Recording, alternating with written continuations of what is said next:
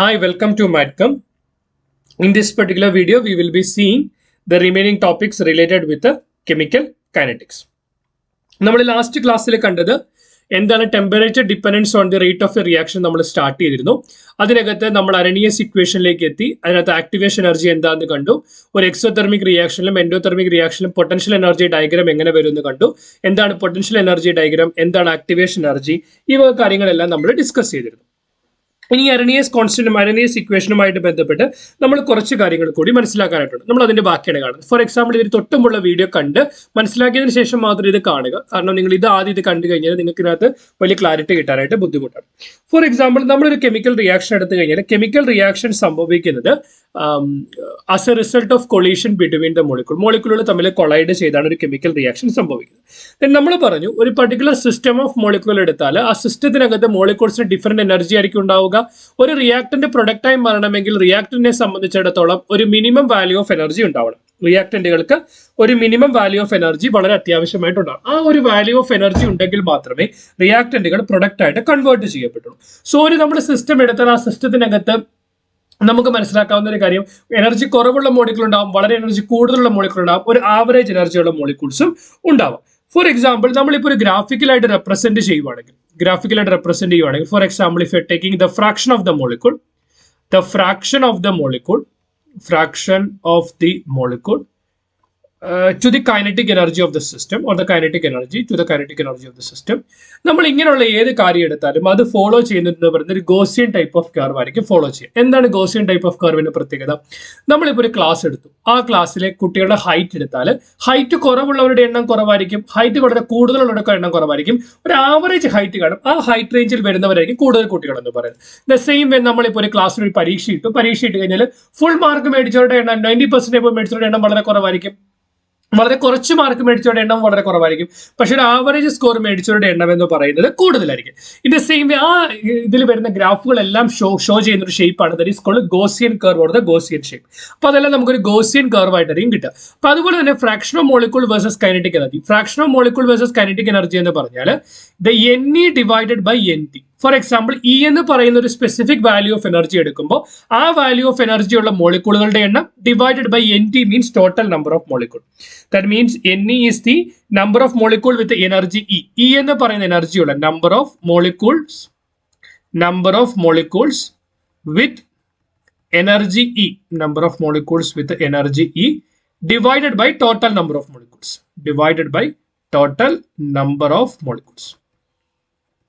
Total number of മോളിക്യൂൾസിനകത്ത് എത്ര മോളിക്യൂളാണ് E എന്ന് പറയുന്ന എനർജി വാല്യൂ ഉള്ളത്. അപ്പൊ നമ്മൾ ഇവിടെ നോക്കി കഴിഞ്ഞാൽ ഈ ഒരു പോയിന്റ് പ്രത്യേകത, ഇവിടെ എനർജി എന്ന് പറയുന്നത് 0 ആണ്, അല്ലെങ്കിൽ എനർജി കുറവുള്ളവരാണ്. ഇവിടെ എന്ന് പറയുന്നത് വളരെ കൂടുതൽ എനർജി ഉള്ളതാണ്. സോ നമ്മളിപ്പോൾ ഇത് ഗ്രാഫിക്കലായിട്ട് വരച്ചു കഴിഞ്ഞാൽ നമുക്ക് കിട്ടാൻ പോകുന്ന ഒരു Gaussian value type of curve ആയിരിക്കും. So the curve will be like this. So we will obtain a curve like this. So what does it mean? Energy കുറവുള്ള മോളിക്യൂളുകളുടെ എണ്ണം കുറവാണ്, എനർജി കൂടുതലുള്ള മോളിക്യൂളുകളുടെ എണ്ണം കുറവാണ്.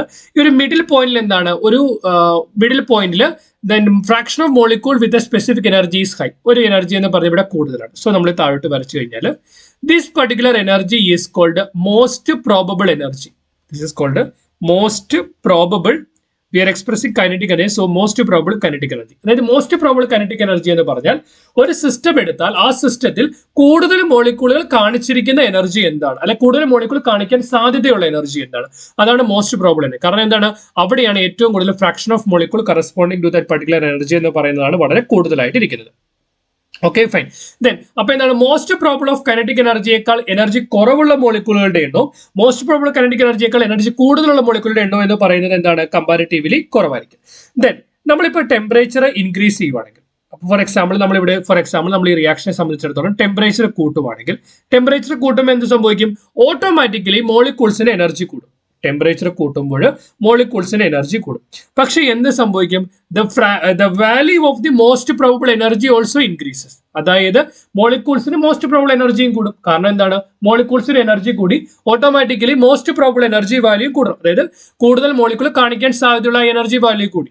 റൈറ്റ്. ഫോർ എക്സാമ്പിൾ, ഇപ്പോൾ മോളിക്യൂൾസിന്റെ മോസ്റ്റ് പ്രോബബിൾ എനർജി എന്ന് പറയുന്നത് 2 joules ആയിരുന്നെങ്കിൽ ടെമ്പറേച്ചർ കൂടുമ്പോൾ മോളിക്യൂൾസിന് കൂടുതൽ എനർജി കിട്ടി, മോസ്റ്റ് പ്രോബബിൾ എനർജി വാല്യൂ എന്ന് പറയുന്നത് 3 ആയിട്ട് മാറി. പക്ഷേ അവിടെ സംഭവിക്കാൻ പോകുന്നൊരു കാര്യം, the probability of molecules with higher energy will decrease. the probability of fraction of molecule with that particular most probable velocity decreases. കാരണം എന്താണ്, ഹയർ എനർജി സ്റ്റേറ്റ് എന്ന് പറയുന്നത് ലെസ് സ്റ്റേബിൾ ആണ്. സോ ഓട്ടോമാറ്റിക്കലി അതിലേക്ക് കൺവേർട്ട് ആവാനായിട്ടുള്ള മോളിക്യൂൾസിന്റെ ടെൻഡൻസി എന്ന് പറയുന്നത് കുറവായിരിക്കും. അപ്പൊ എന്ത് സംഭവിക്കും, മോസ്റ്റ് പ്രോബബിൾ എനർജിയുടെ വാല്യൂ കുറയും, മോസ്റ്റ് പ്രോബബിൾ എനർജി വാല്യൂ കൂടും, പക്ഷേ മോസ്റ്റ് പ്രോബബിൾ ഓഫ് എനർജി കാണിക്കുന്ന മോളിക്യൂളുകളുടെ ഫ്രാക്ഷൻ കുറയും. ഒന്നുകൂടെ പറയാം, മോസ്റ്റ് പ്രോബബിൾ ഓഫ് എനർജി എന്ന് പറയുന്ന ഒരു സ്പെസിഫിക് വാല്യൂ കൂടും, ആ ഒരു പർട്ടിക്കുലർ എനർജി കാണിക്കുന്ന മോളിക്യൂളുകളുടെ എണ്ണം കുറയും. അപ്പൊ എന്ത് സംഭവിക്കും, ഗ്രാഫ് എന്ന് പറയുന്നത് ഈ ഒരു ഷേപ്പിൽ നിന്ന്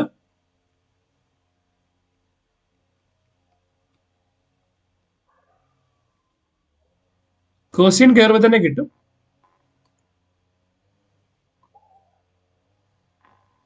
so you will get A graph like this.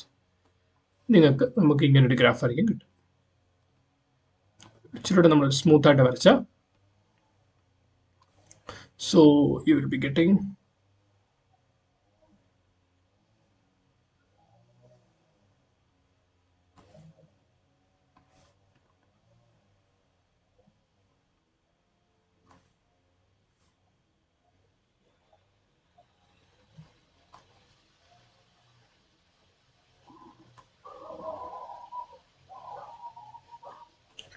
So ഇവിടെ എന്ത് സംഭവിച്ചു, ഇവിടെ നമുക്ക് ഗ്രാഫിൽ നോക്കുമ്പോൾ തന്നെ മനസ്സിലാവും ഈ പർട്ടിക്കുലർ സിസ്റ്റത്തിലെ മോസ്റ്റ് പ്രോബബിൾ എനർജി എന്ന് പറയുന്ന ഇതാണ്. So this is the most probable kinetic energy.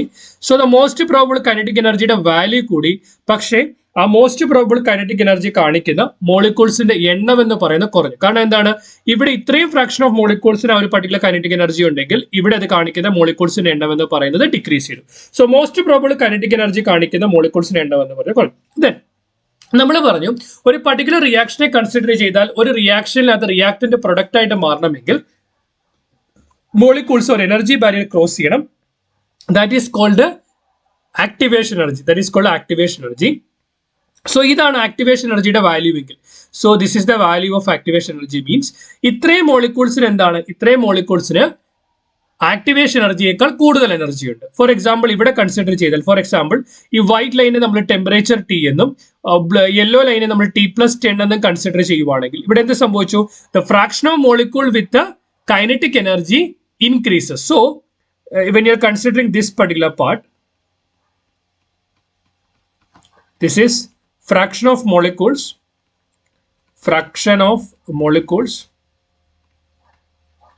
with energy greater than activation energy at a temperature T. So if you're considering this particular reddish part, means this is representing additional number of molecules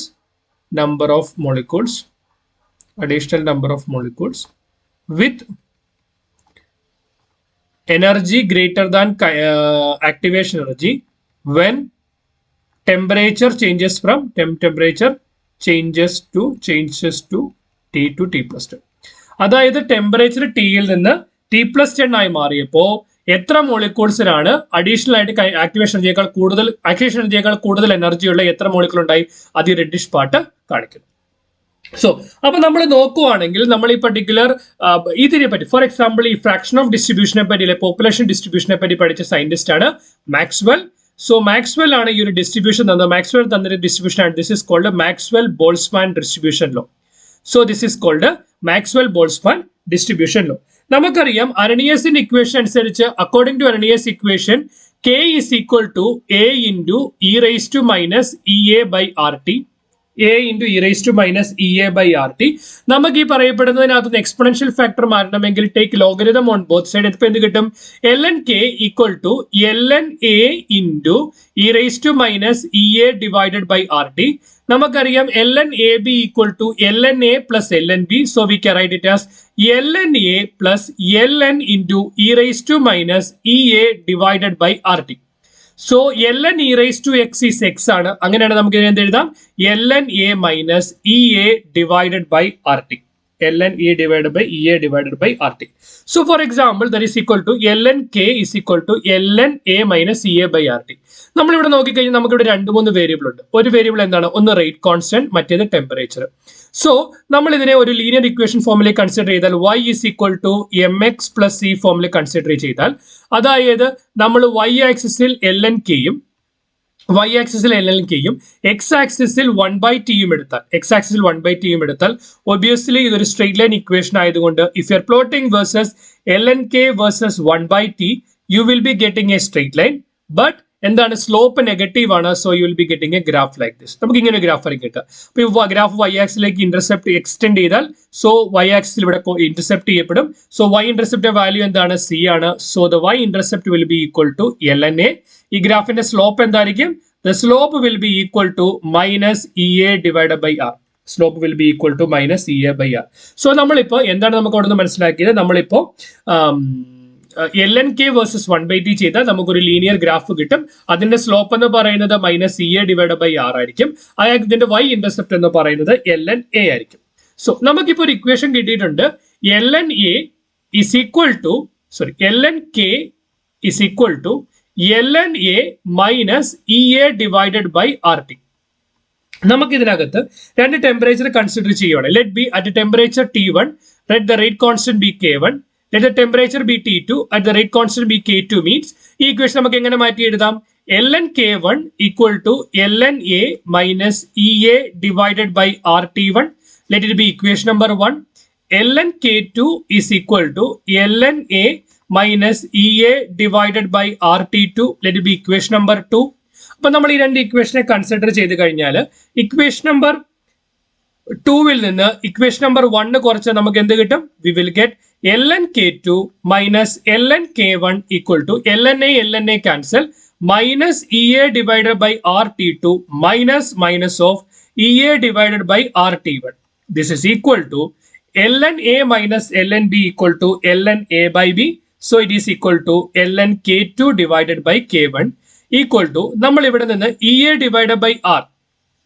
അല്ലെങ്കിൽ okay നമ്മൾ ഇവിടെ നിന്ന് EA divided by R common എടുത്താൽ EA divided by R common എടുത്താൽ we have positive here so this will become 1/T1 minus 1/T2 1/T1 minus 1/T2 so നമ്മൾ ഇതിനെ bracket open ചെയ്താൽ അല്ലെങ്കിൽ സിംപ്ലിഫൈ നമുക്ക് എന്ത് കിട്ടും EA divided by R into T2 minus T1 divided by T1 T2 T2 minus T1 divided by T1 T2 നമ്മൾ ഇതിനെ logarithm to the base 10ലേക്ക് ആക്കാൻ 2.303 log K2 by K1 is equal to EA divided by R into T2 minus T1 divided by T1 T2 അങ്ങനെയാണെങ്കിൽ logarithm of K2 divided by K1 equal to EA divided by 2.303 into R into T2 minus T1 divided by T1 T2 ഇപ്പൊ നമ്മൾ നോക്കിയേ നമുക്ക് രണ്ട് ടെമ്പറേച്ചറിലുള്ള rate constant അറിയാമെങ്കിൽ ഈ particular equations ഉപയോഗിച്ചുകൊണ്ട് നമുക്ക് എന്ത് കണ്ടുപിടിക്കാൻ പറ്റും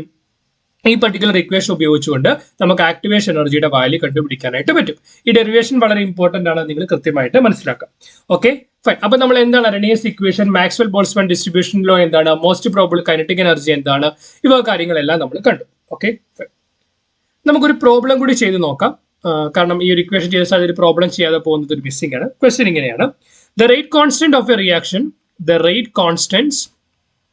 rate constant of a reaction at 500 Kelvin and 700 Kelvin are 0.02 second inverse and 0.07 second inverse. കാരണം യൂണിറ്റ് സെക്കൻഡ് ഇൻവേഴ്സ് ആയതുകൊണ്ട് റിയാക്ഷൻ ഫസ്റ്റ് ഓർഡർ കൈനറ്റിക്സ് ആണെന്ന് മനസ്സിലായി we need to calculate activation energy and E. For example രണ്ട് different temperature തന്നിട്ടുണ്ട് T1 ഉം T2 അവിടെയുള്ള rate constant K1 ഉം K2 ഉം നമുക്ക് തന്നിട്ടുണ്ട് അങ്ങനെയാണെങ്കിൽ EA കണ്ടുപിടിക്കണം A കണ്ടുപിടിക്കണം നമുക്കറിയാം logarithm of K2 divided by K1 എന്ന് പറയുന്നത് EA divided by 2.303 into R into T2 minus T1 divided by T1 T2 ആണ് അങ്ങനെയാണ് എങ്കിൽ K2വിന്റെ വാല്യൂ എന്താണ് at temperature T2 that is equal to 0.07 divided by 0.02 into EA divided by 2.303 into R in the value എന്ന് പറയുന്നത് standard SI യൂണിറ്റിൽ 8.314 joules per kelvins per mole അത് നമ്മൾ കൃത്യമായിട്ട് അറിഞ്ഞിരിക്കണം that is 8.314 into ടെമ്പറേച്ചർ എത്രയാണ് T2 higher temperature 700 lower temperature 500 divided by 700 into 500 700 into 500 so ഇവിടെ നിന്നിട്ട് നമ്മൾ എന്ത് ചെയ്യുക, ഇത് മൾട്ടിപ്ലൈ, ഫോർ എക്സാമ്പിൾ നമ്മൾ ഇവിടെ സിംപ്ലിഫൈ ചെയ്യണം, എന്ത് കിട്ടും, U will get it as EA divided by 2.303 into 8.314, 2.303 into 8.314 into, this is 700 minus 500 is equal to 200 divided by, this is equal to 35 into 4 zeros. So here you can cancel up these two, correct, done.